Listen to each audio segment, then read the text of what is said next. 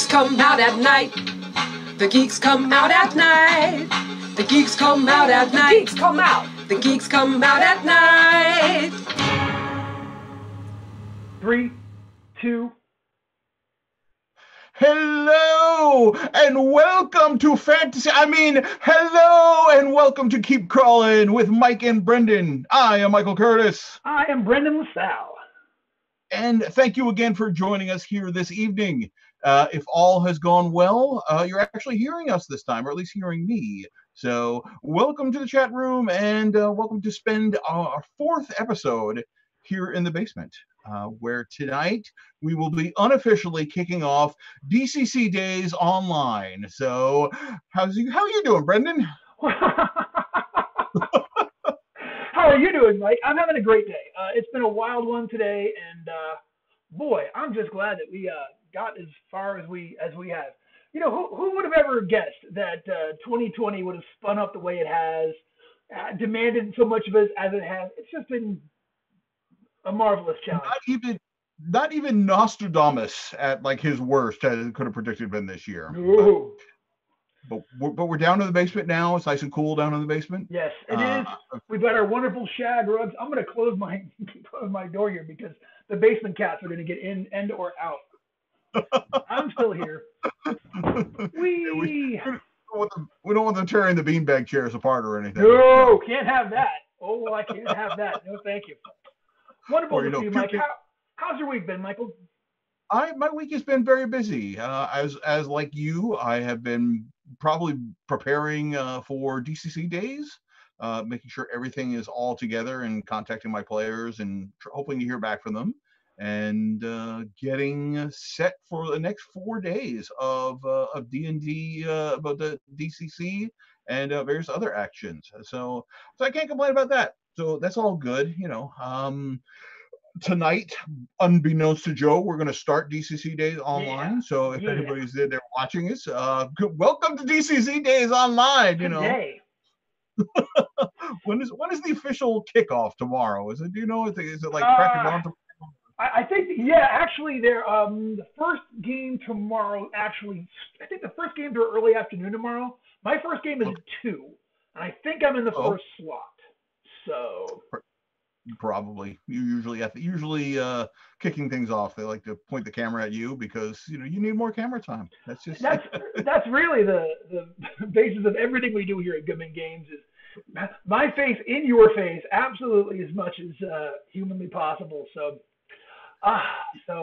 did you do just? Go ahead. I was saying, I remember that early on when we were talking about Twitch presence, because that was the way of the future before the entire country got shut down. We were, I think it was you and I, but probably Harley might have been there too. And we were like, we really need like a Twitch presence. We need like some handsome people, on Twitch. Right? You're like, let's get Mark Bruner. Let's get him on. He's a handsome man. And he gets down to the 2 of us. That's it. Okay. Yeah, Jess is confirming that the DCC Days tomorrow starts at noon tomorrow. So, yeah. So if you are not yet signed up and you've got nothing to do this week, I believe badges are still available. I think it's $5 for a badge and then $4 for any game that you want to play. I think the premier events are $8, but I think most of those are pretty much sold out at that point.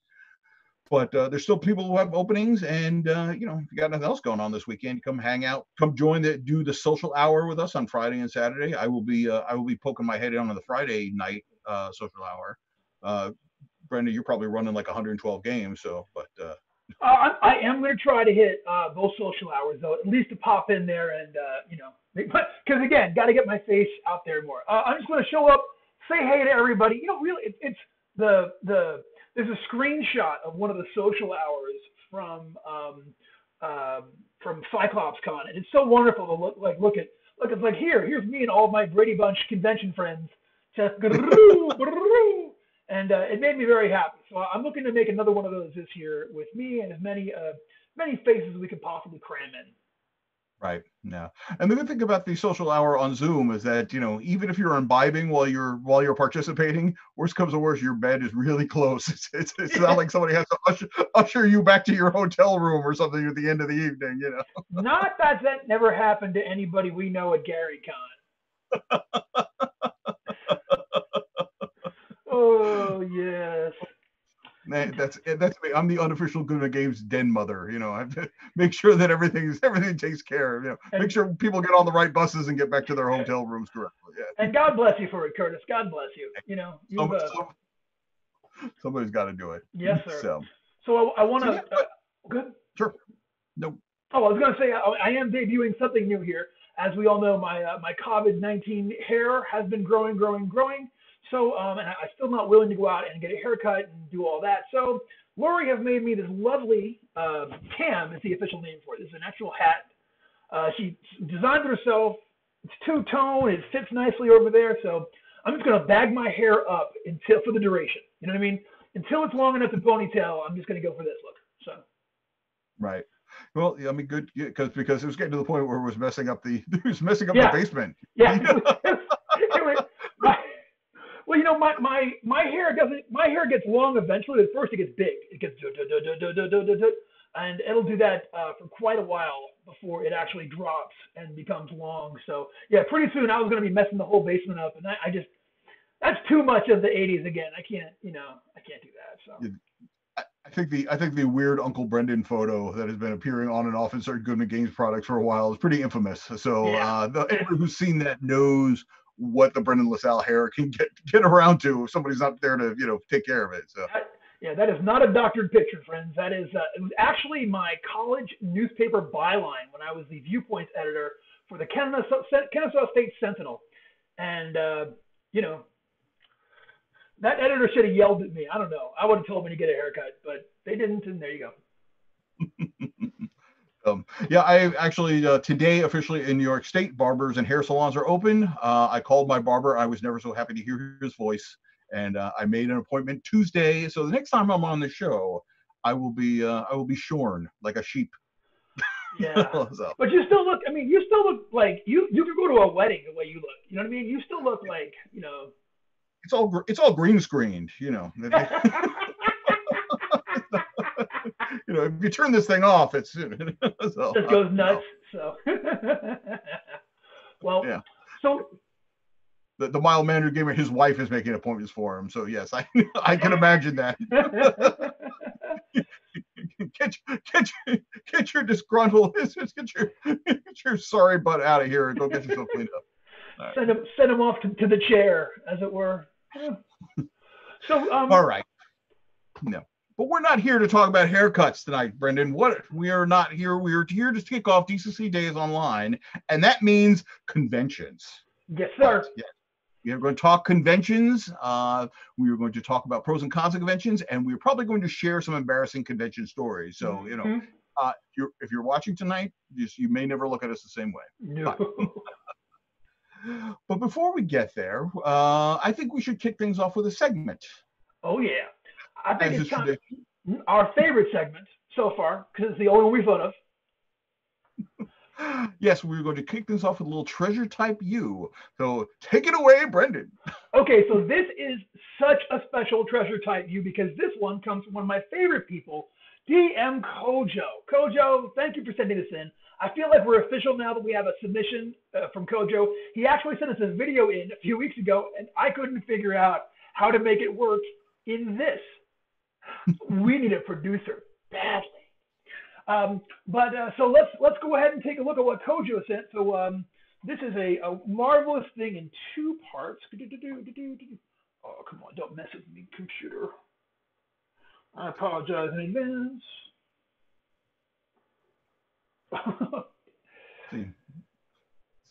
Okay, so this is Kojo's actual foil cover DCC RPG core book, okay, which he is sharing with us, and it seems utterly unremarkable. Like, why would that even make a treasure type U? Well, that is because I'm saying it's pretty remarkable. I don't have one of those. So. Yes. Well, you certainly don't have one like this because this one, if you'll check it out, boom, look at that. So Kojo has been taking this to all the conventions. It's got signatures from a whole lot of the marvelous DCC folks, including Doug, Stefan Pogue, Keith, and then yourself, myself, Harley. I think that's Joseph is right there. That's Brad McDevitt, I believe. So he's been diligently taking this thing around. At this point, this is an artifact. This is something really magical, and I'm honored that I got to share the space along with all of these other great folks and yourself. Yeah. Yeah, Coach Joe's a great guy. Always a pleasure to see him at conventions. Yeah. As I think I signed in that book. He is literally the biggest DCC judge I know. For goodness sakes. Actually, I've never seen him next to Val. But let's take a look. I mean, I want to see. They're neck and neck. You know what I mean? They're neck and neck. We could get Kojo and Val and Keith all in, one together. Like a very small, like a short mountain range. Yeah. Like a range shadow would form on the other side of them. Absolutely. Keith is so big he couldn't go in my basement in Salem. He was he wouldn't fit down there. I could barely fit. I was constantly bonking my head on pipes. I was like, I'd love to show you downstairs, but you can't fit down there. It's too small for you. So thank you for that, Kojo, and thank you for all of your treasure type U submissions, all y'all out there. I want more. I want to see your artifacts and your geek coolness and your DCC related, even semi-related paraphernalia, and anything like that you show up with. Please, please, please take a picture and send that to me at brendan@goodman-games.com.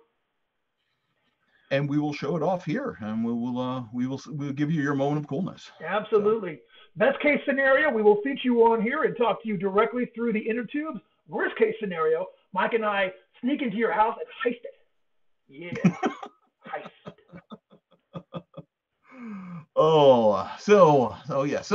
So on the docket then for tonight, we want to talk conventions, and I can't think of a better way to exemplify why conventions are so great other than Kojo's book right there. I mean, he has brought that around to, I'm sure I know that he's brought it to Gary Con, and I know he's brought it to Gen Con, and I don't know where else people have signed it, but he carted that thing around because it's just the conventions are one of the best places to actually interact with not only your fellow gamers, but also, people like Brendan and I, people who, kind of do this professionally.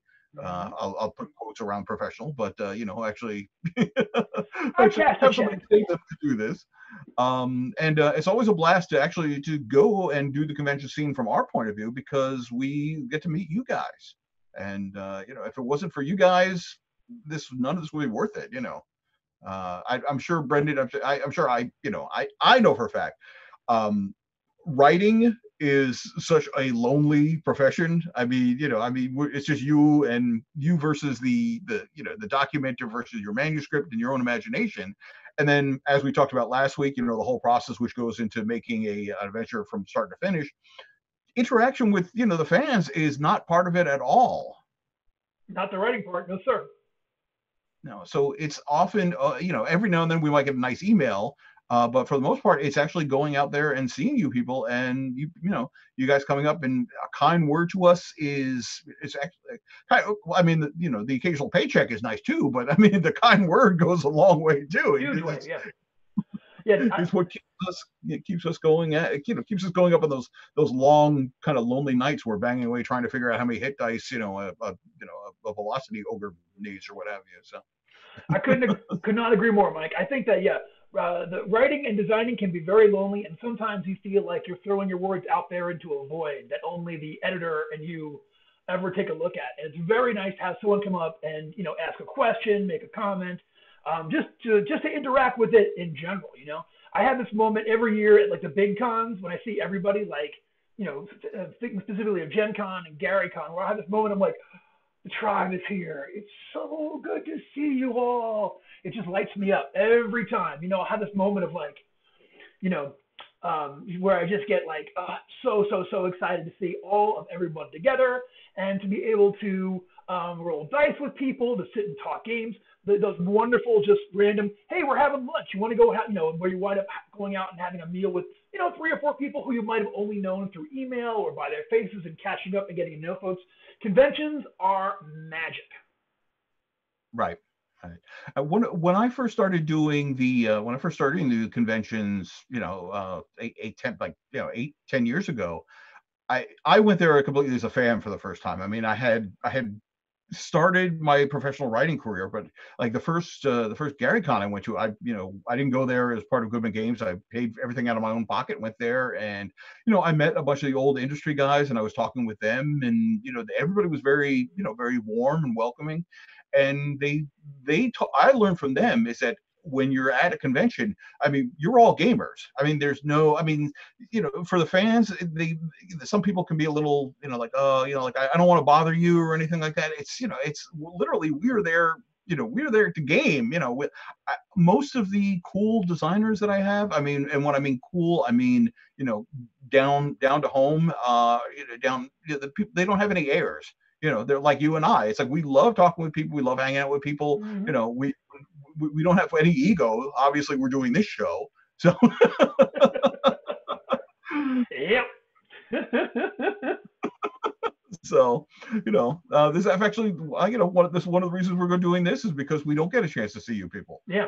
So, I mean, your comments in the chat room is interaction, which we otherwise won't normally get. So. It's true.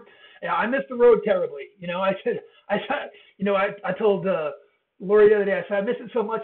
I should be a Willie Nelson song, like I just like, like let's say just as of today, Wednesday, June 10th, I guess I've missed 7 conventions this year, Oh, wow. And it's like, and like even these little, like, there are a couple of different categories for me, like the big ones where I see everybody at, and the small ones where it's pretty much either just me and Brett and Allison, or just me, And I've had a couple of those, slotted up, and oh boy, it's hard. There's a lot of folks I see once a year, and a lot of places I go and visit once a year, and I feel just by that connection, I feel like I'm so much a part of the bigger gaming community, but of the lives of a lot of my gaming buddies that I only see so often. So not having that has been hard. All right.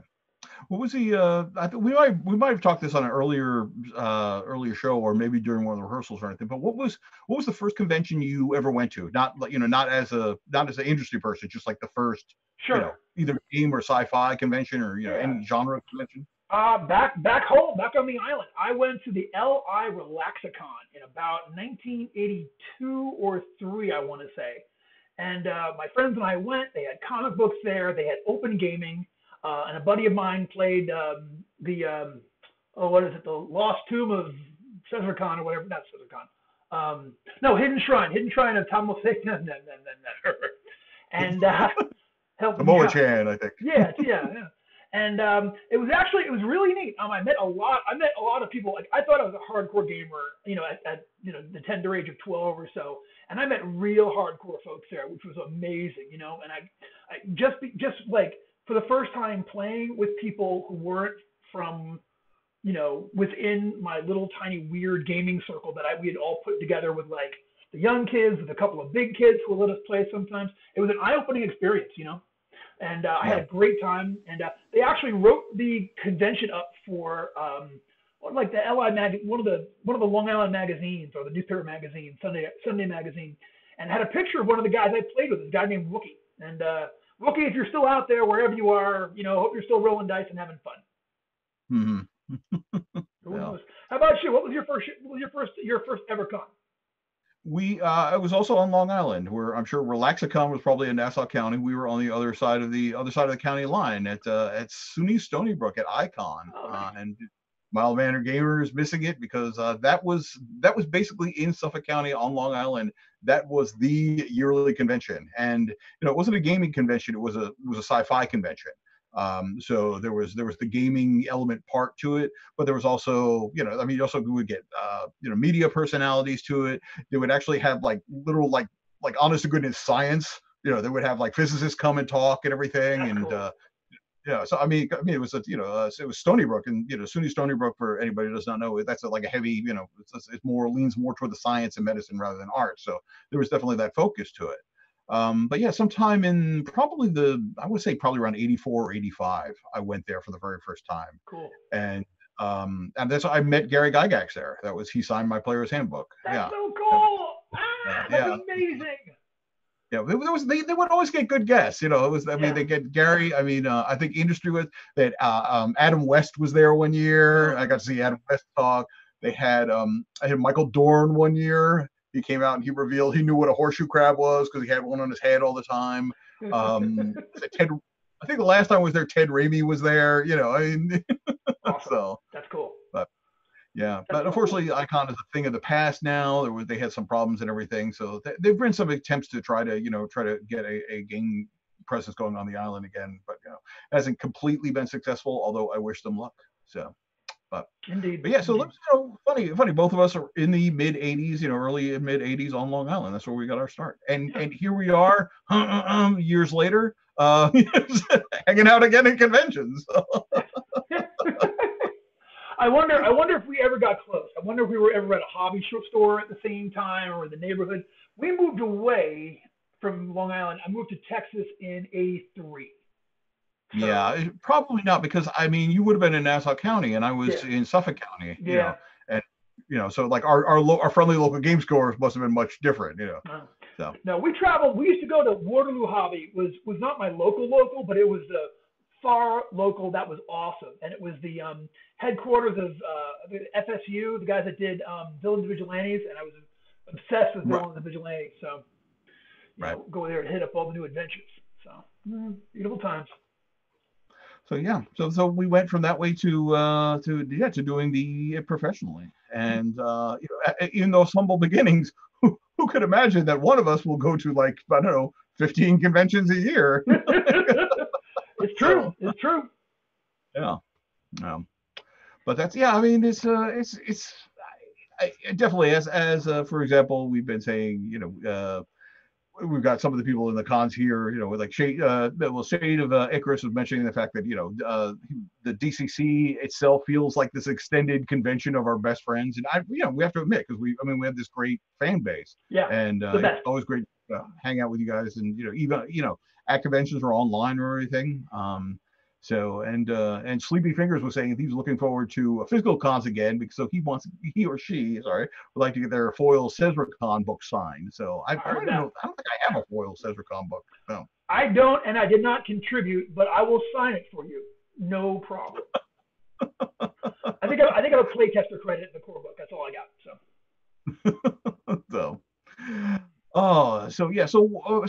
when this all stops, goes away, normalizes, whatever we're looking forward to in the future, what cons are you looking forward to going back to? I mean, there's both of us, we do a bunch of them every year, everything, and they're all great in their own ways.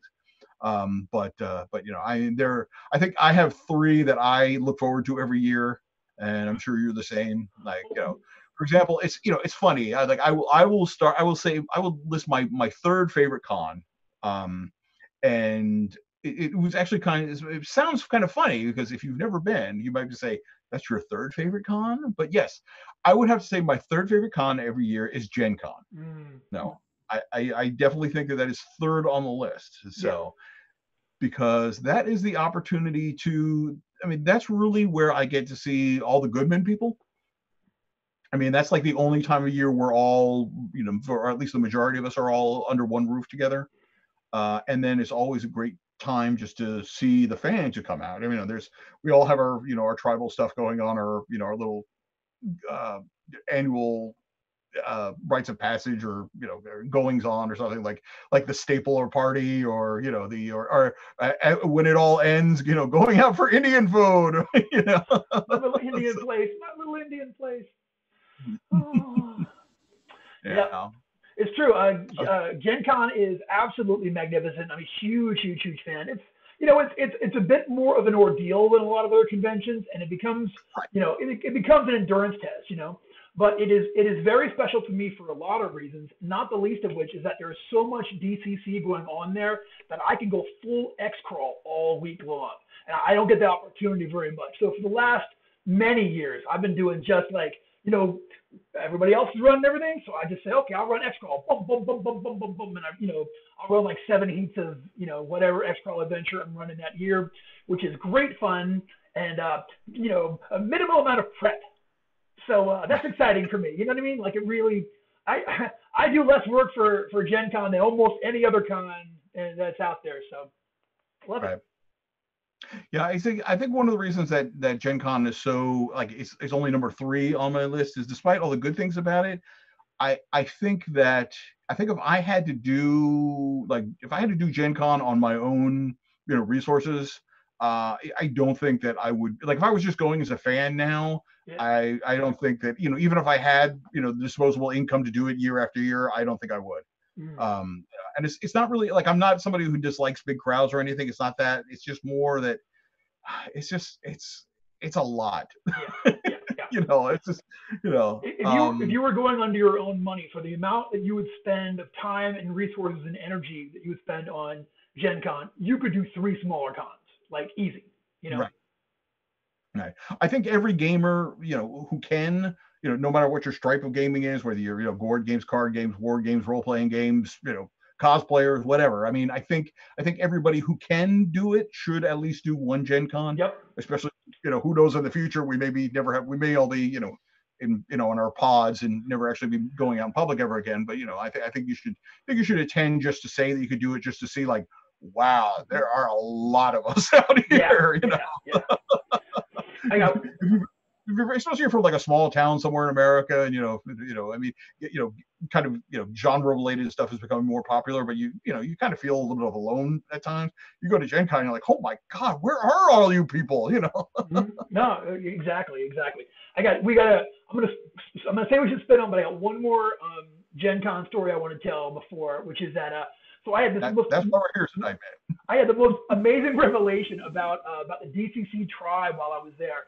So I was hustling in to get to my afternoon game. I had my LaCroix, I finished it, and I'm looking for a recycling bin, and I see one inside one of the great big gaming rooms, and I go in there to throw it in there, and I realize that this is one of the other Adventure League style game things where there's like 100 GMs in there. They're all running the same game.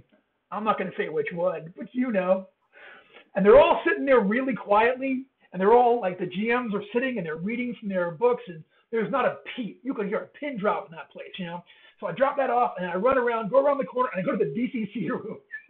And it's anarchy. Everybody's up. Every GM is standing. Everyone's laughing and noise. I saw Terry Olson was running his game when I walked in, and he was like really like describing something. I was like, this is this is DCC. This is what we bring to the table. So it was a real wonderful revelation, and you can't do that. You really need that kind of like bird's eye view to see all those games going on at once in both situations to realize that there's something bigger going along with DCC and DCC fandom. That's just wonderful. I'm in complete agreement. Harley and I actually, I think it was last year, we went into, it might have been the same room. It might have been at the same time or at a different time, but we went in there and Harley and I looked at each other and we looked at what was going on and we turned to each other and said, how can you tell who the game masters are? Because, everybody was sitting down at the table and everything. And again, you go to the DCC groups and, there's usually somebody who's up on the table and he's standing up there, like you got somebody in costume, I mean, it's just, it's craziness. The gong is in the background and people are gonging it as they're dying. I mean, give me a lifetime of that, a lifetime. So much fun. So that's why Gen Con is my number 3 on my top 3. How about you, man? What's your number 3? Is it Gen Con? Or no, I will say as a counterpoint. I mean, I love Gen Con, I love it, but as a counterpoint, I'm gonna go with one of my small con favorites. I haven't been able to go for a while, but I love it. You know what I'm talking about? Methacon. Methacon. Yeah, Methacon in Scranton, PA. Little thing run by my buddy Ed and his whole crew. In the whole, it's when I first moved to New England, it was one of the first 2 conventions that Joseph sent me to.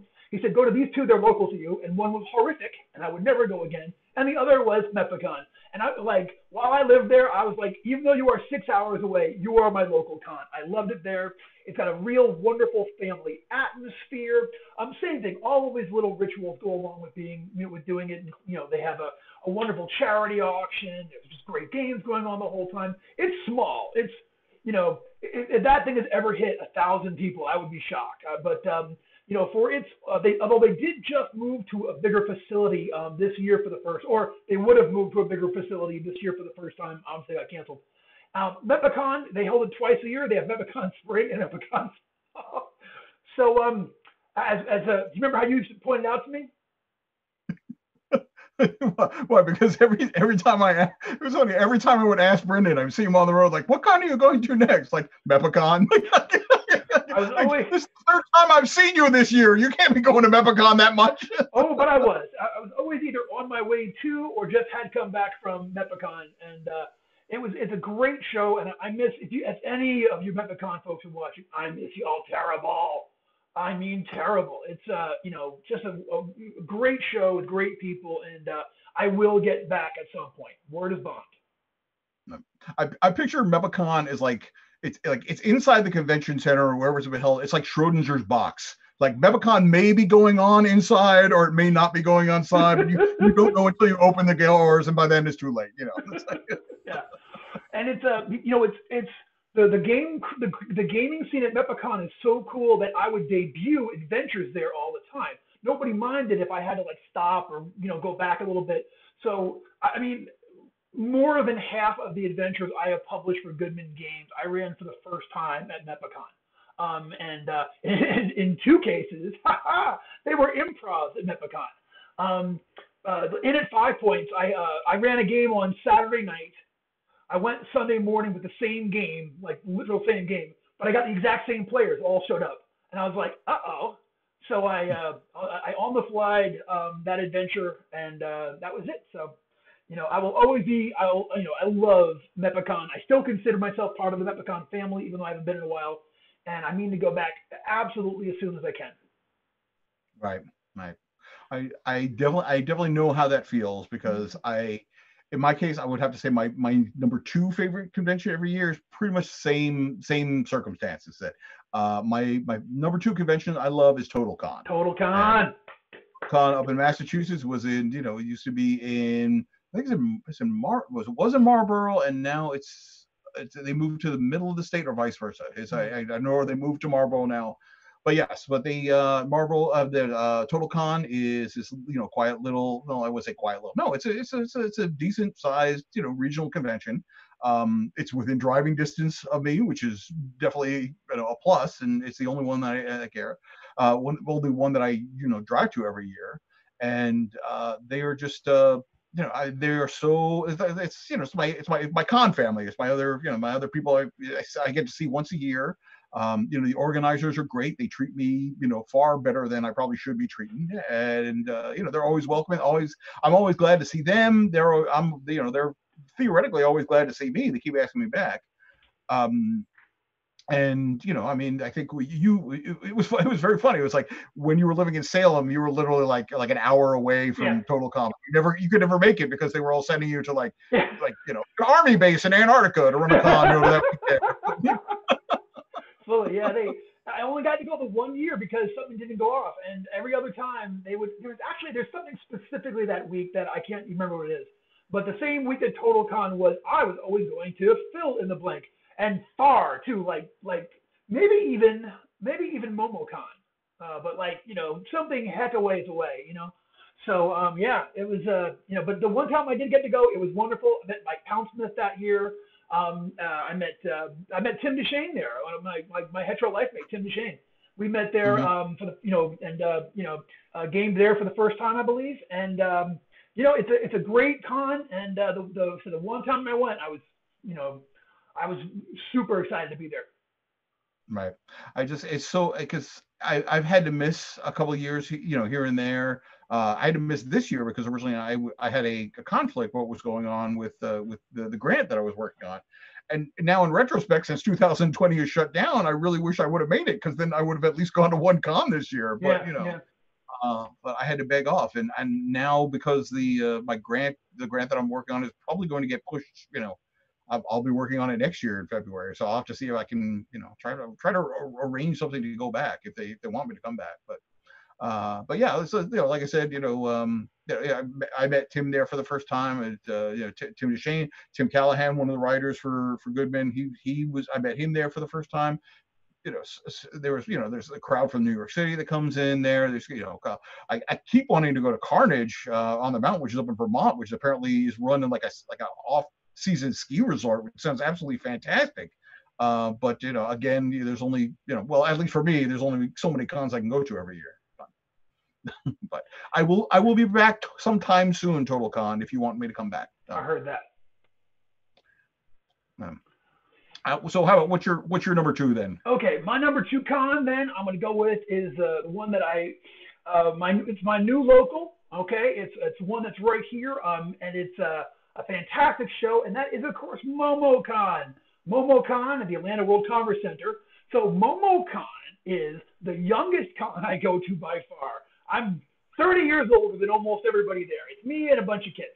But a lot of, I play with more people there for the first time, like people who have like either never played DCC or never played a role-playing game who catch me out there. I always have a good time out there. When I was in Salem, it was local to my folks. So I'd come in early, I would stay with my parents. I would just drive in the morning, I would drive home at night, and then, I'd be doing great. Now it's my local con. So once it's back on record and such, I'm going to Uber, just boom, boom, in and out and, be done with it. But it's the most diverse convention on the circuit. It's really, it's one of the weird ones because it's primarily an anime and cosplay con with a lot of video game content. But because of that, there's not a whole lot of role-playing game crews that go there, so we really have a lot of I would say that the DCC presence there, at least ramped up every year to where last year we had as much of the market share of all the gamers who were coming to play games as any as D&D or Pathfinder or any other games that were out there and such.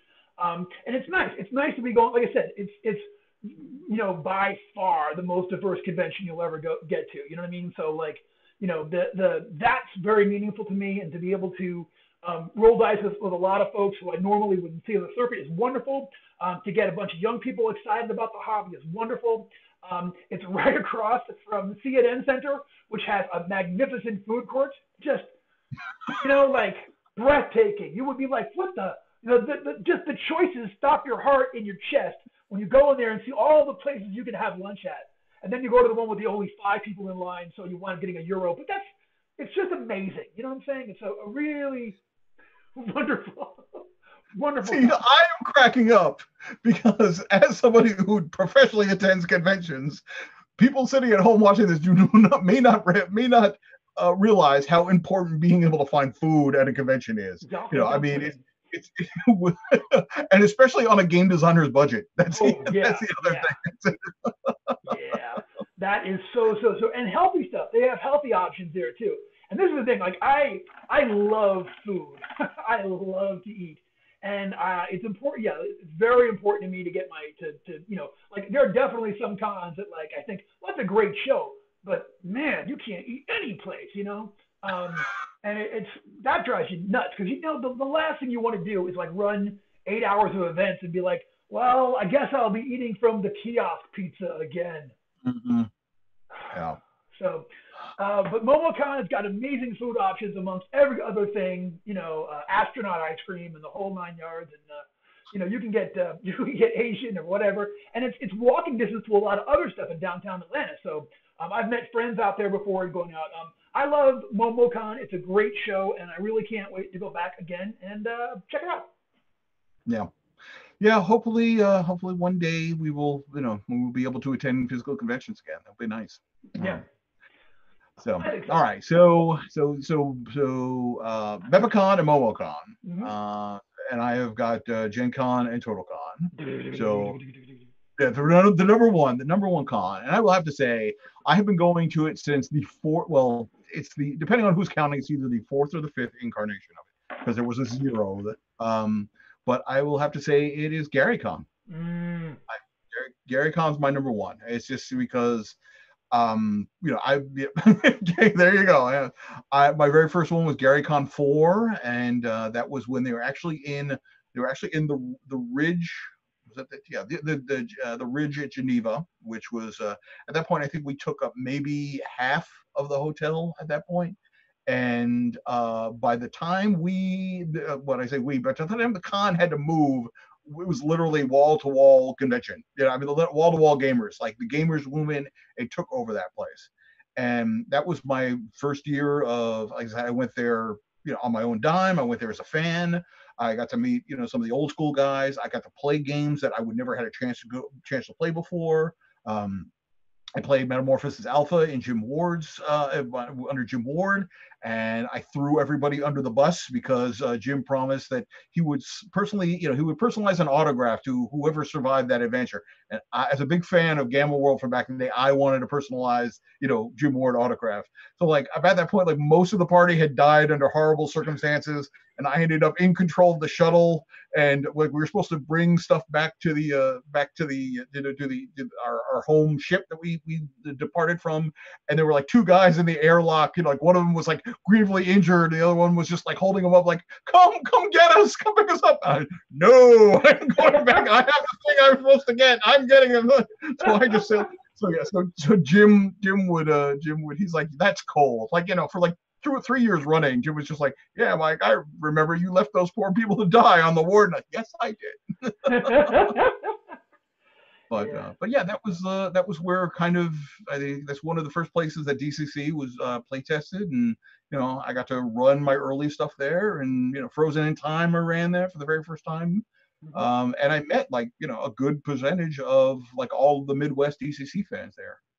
I met the entire Sketch family there for the first time, and I remember I was kid because Haley is like, when Haley play tested something and she was like in pigtails, and now she's driving and I still haven't published that thing. It's just like I really have to pick up my game here. Fully, man, fully. Yeah, I'm with you though. Gary Con is absolutely special. You know what I'm saying? There's nothing out there like it. I'm a huge fan of it, and yeah, my first Gary Con, it was actually the year that Hole in the Sky came out, and here's my story. So I'm actually was asleep, and Mike goes, "Brendan, you got your game?" I'm like, "No, my game's at 10." He's like, "No, it's now." I'm like, "I'm pretty sure you're wrong." And Mike said, "There are people sitting at the table waiting for you." And I was like, "Oh, okay." So I rushed out there, and I had I want to say I had Haley at that table. I think I had Haley, and I think I had Jen Brinkman too. I'm not 100% sure about that, but it was that was the year that I met both of them, though. That's for sure, and Bob. What a con, what a great time, and it's continued to grow. It's continued to be super special and magical. That was the one this year when I heard that Gary wasn't going to go off. Like my heart played the chord of sadness. Obviously, it was not just the smart move; it was the right move. But boy, oh boy, that hurt. And I love Gary Con, and I'm still scheming on how to have myself buried at Lake Geneva. Can you do that if I've never lived there? Like, is there like a permit I can get or something like that? Like, that's my last professional goal. I want to die in Lake Geneva. I want my last words to be, "Roll for initiative, you got," and then boom, right there. And they just bury me right by the Gary Gygax Memorial, They'll just scatter your ashes in 333 Center Street, in front of the old Gygax place or whatever. No. Is that your number? Is that your number one too, or you know what? I'm going to go with a different number one, okay? Because we've already discussed that one, so I'm gonna offset a little bit, okay? So we'll say like number one for this evening, the one that I also missed. This is the one that actually it bookends the other end of my convention year, and that is UConn up in Ypsilanti, Michigan. UConn is a fantastic show. A lot of the DCC regulars go there. Kojo goes. I met Kojo and his son there a couple times. We've gamed there. My buddy Shane is one of the organizers.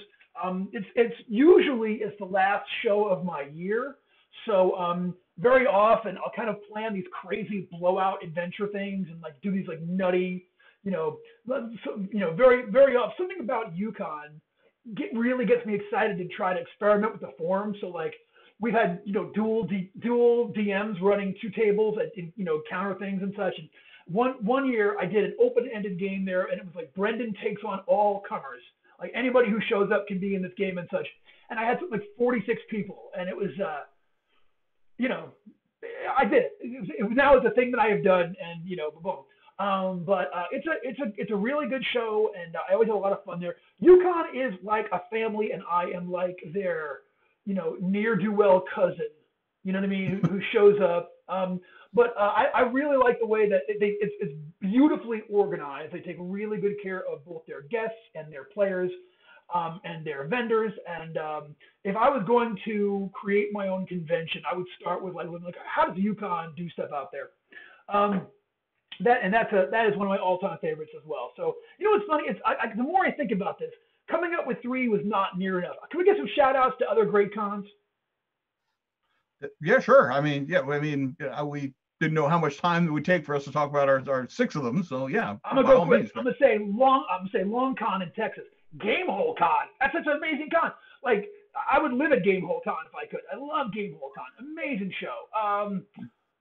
Sean P. Kelly is agreeing in chat. right. Gamehole is amazing, and it's 3 were not enough slots to really say what all what other amazing shows that are out there. DundraCon in California. That was a wild one. DundraCon, my table was out in the hallway, and people just walked past me all day long. And somehow it worked. It felt great. It was like really, really, really cool. So another very diverse con. Another lot of fun. There are so many other just wonderful ones that are out there. Coast Con I did this year. Coast Con, you wackos, I love it. So just the any convention that I've gone to more than once is because I like it, and it's because it's one that Joseph is never forces me to go to any. He gives me a list, like he'll tell me I want you to go to this new con, and I go. But then if I go there and say no, he never bugs me about going again. So if I've been to your convention twice, I really like it. So shout out to all the organizers out there. Hopefully there's not somebody watching this video going, hey, he's told us he's been sick for the last 3 years. That's why. It's my lumbago. No, there are a couple. I mean, but unfortunately, there are a couple out there that are just money grabs, that are not safe for their players, and that are just hectic. That they get bad gamers, or they're at a weird part of the year, there are no food options. None. Right. I shouldn't have to drive half an hour to go to that one soul food place in your town convention. Who knows who I'm talking about? Half an hour. Yeah. Yeah. Again, it's back to the importance of food. Oh my God. Yeah. I have to say that the 3 that I've mentioned are definitely my favorites, but I don't do as many as you. I've only done Origins now twice. But both times have been very fun, just mostly because it's you and I hanging out, for 5-6 days, We go to our little breakfast spot. A little breakfast spot. We found that really good taco place last year. We're gonna have a spin-off show, which is gonna be Mike and Brendan talk about places to eat when you go to conventions. That's it. I will definitely give you my top 5 con food places. I need a minute to get all their names down, because some of them I only know how to get there. I'll have to wait. No, we don't tell the people where to eat, because we don't get there. So you have to stalk us, basically, is what you have to do, and then find out. Oh man. So yeah. Do you want to tell people the magic room story? Speaking of food. Yeah. So there's a special place at GaryCon there in the lodge. It's the Magic Room. We don't always get access to the Magic Room, please, like Mike and I, but every once in a while we will get a card to the Magic Room.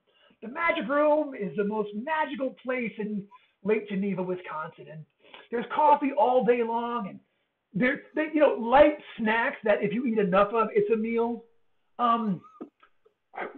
We really try very hard to get our Magic Room ticket every year. We can't always pull it off, but we're so grateful when we do. Us poor game designers, we sort of like live on kind of we ride the wave of the universe. You know what I mean? And when the Magic card comes our way, that means, I can't even tell you how much it means when we don't have to buy our own coffee and can just get coffee all day long, because I have to have a lot of coffee at a convention, a lot.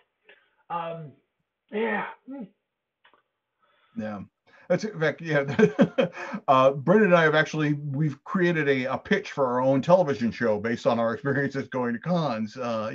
Um, we call it roughly designer versus con, and it's kind of like it's kind of like your Bear Grylls Survivor Man type show. It's where they just drop a game designer at a con with nothing but dice in their pocket, Yep. and their idea is they have to you have to run a game, play a game, and be on a panel somehow. But more important, find a place to stay. Like somehow find somebody to take you in. Find some way to eat. Literally, it's like you might have to be chewing on grass outside the hotel. But I think we could do it. I think you and I as a team, I think we could pull it off. So I think we could too. We'll do it at Gary Con. We'll just wait. We'll starve for 3 days, and then at the cultural exchange on Saturday night, we'll just we'll make up for it. So the cultural exchange. Yeah. Go ahead. No. So the cultural exchange is, I always look. So the cultural exchange, if you haven't been to Gary Con, the cultural exchange is a Saturday night event where people bring food and drink of their regions and share them culturally with all other people from other regions who are also sharing food and drink from their regions. It's a wonderful time to get there and socialize. But sometimes Brendan has had too much culture there. Much too much culture. And I've had so much culture at the culture exchange, I've had to have people actually help me back to my rooms. Clay, Laura, you know who I'm talking about. Sup? Yeah, it's a tremendous amount of fun, but you got to go easy. Yeah. No. Well, I mean, if there's two reasons to go to a con. Aside from playing games, aside doing what the con is, you go to a con to play that game that you will never play anywhere else. Like, for example, like what you were talking about, the Brendan Takes On All Comers game. You either run or you play that game. That you like. I think I did Reverse Barrier Peaks one year, which was it was instead of fantasy people going into a sci-fi setting, it was sci-fi people going into a fantasy setting, because you really just always wanted to murder kobolds with like a mazer gun. So so we did that one year. That was amazing. What else I'm trying to just I've played those weird con games where, like, okay, you guys are stuffed animals, and you somehow are taking over the Enterprise. Something that would never work as a campaign, but for a 4-hour slot is absolutely amazing. Oh yeah. What's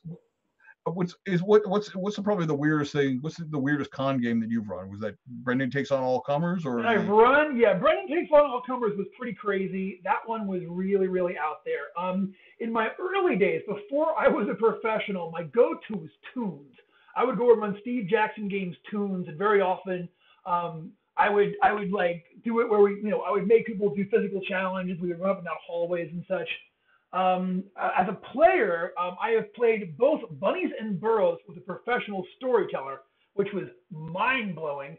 And then I played in Forrest Aguirre's, he ran a game. I just walked past and they were playing. I said, "Oh, can I jump in?" He goes, "Yeah, we're rabbits." I'm like, "Oh, okay, I'll be a rabbit."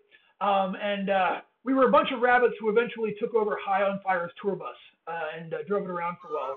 It was exciting. So I would say it's a tie between those two, but very rabbit heavy. Oh, so yeah, so that's definitely to play the weird games and to come home with the stories, because there are always stories. I'm sure between the two of us we have enough stories that that we have to wait for certain people to die before we can tell these stories, because otherwise we'll get letters from certain legal establishments. There are some tales a gentleman cannot recount with honor. Let's put it that way. Have I been in on some of those? But mostly it's just good, clean fun. And but it's the camaraderie. It's getting the crew together and just seeing all of those people and being like just a part of that gamer energy is so wonderful, and it just can't be replicated. I love doing the online things. I would be losing my mind right now if I wasn't able to run and play online games. But there's no substitute for Meat Space Cons, and I hope that after this is all over and we go back to normal, I cannot wait to get back on the circuit. I want to come to your city and run a game for you and all of you. You know.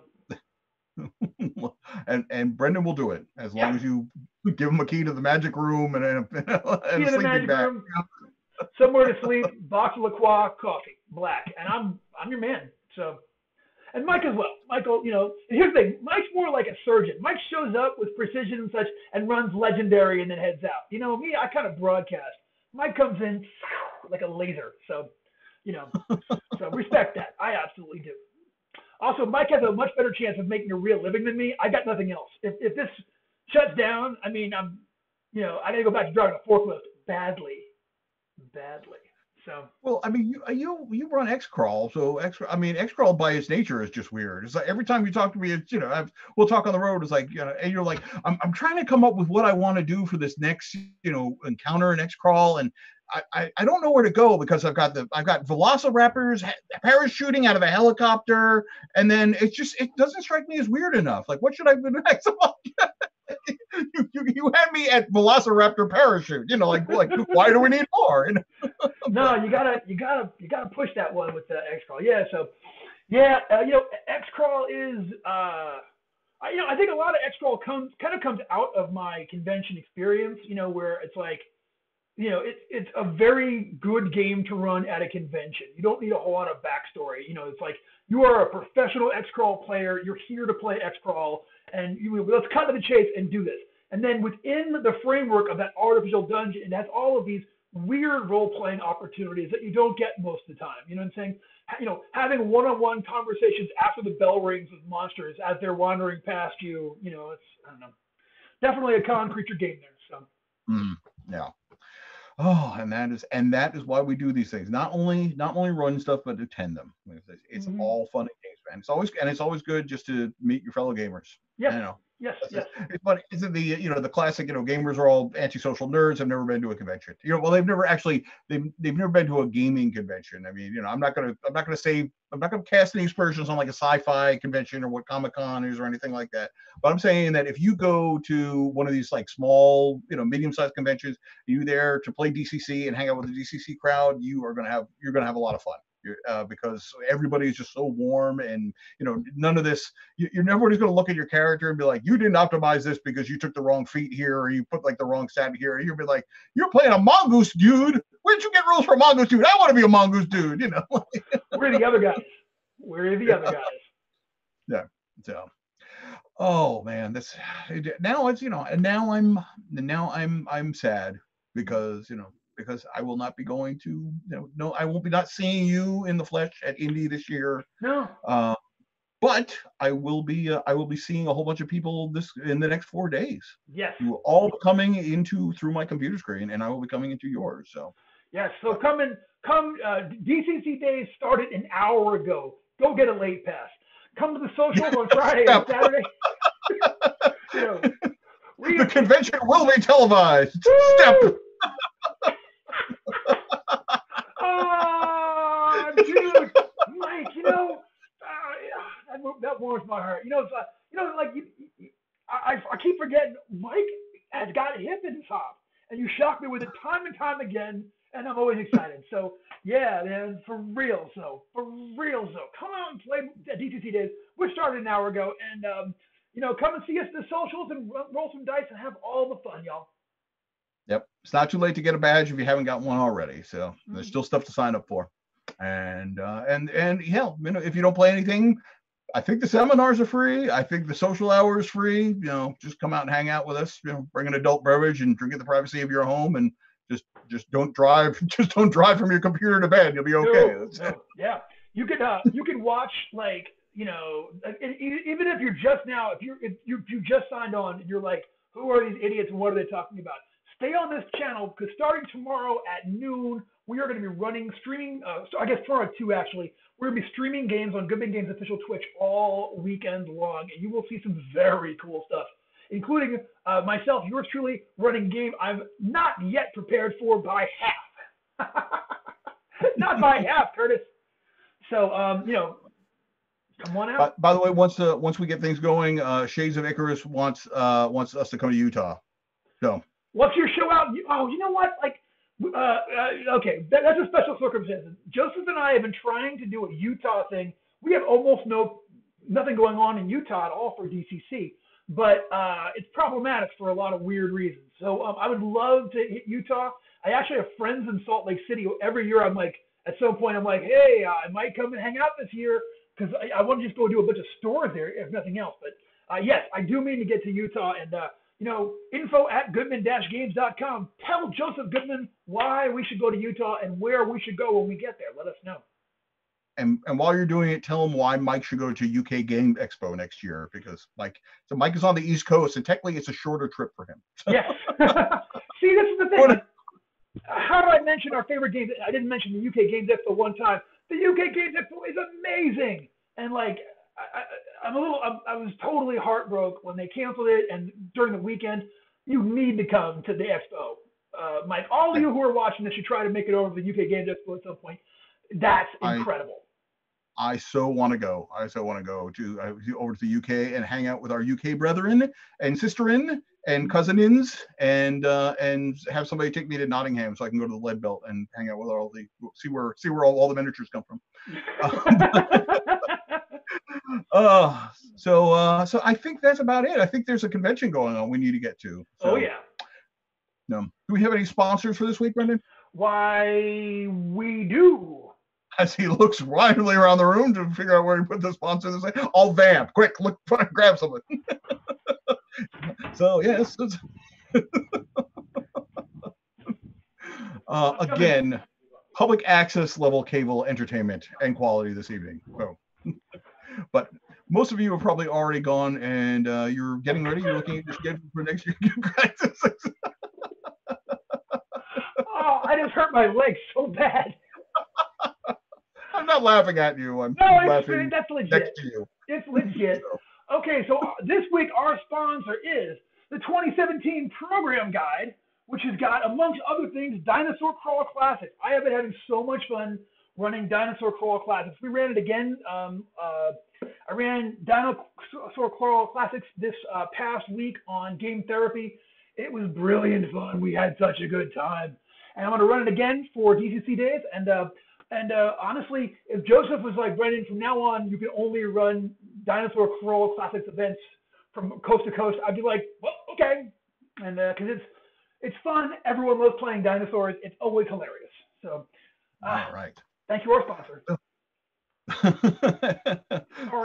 All right. Well, I hope to see you all at DCC days, and join us next week, where, if all goes well, we'll have a very special guest joining us. So it'll be 3 times the entertainment value for the same low price of nothing. All right. I am Michael Curtis. I am Brendan LaSalle. And you have been crawling with us. So take it away, Brendan. Okay. Come on, computer. Why always? I'm going to start dancing whether you start playing it or not. Go ahead and do it. Come on. Why wouldn't Maybe Cabbage Patch one. Here we go. Oh my God. I'm going to buy that outfit. The geeks come out at night. The geeks come out at night. The geeks come out at night. The geeks come out. The geeks come out at night.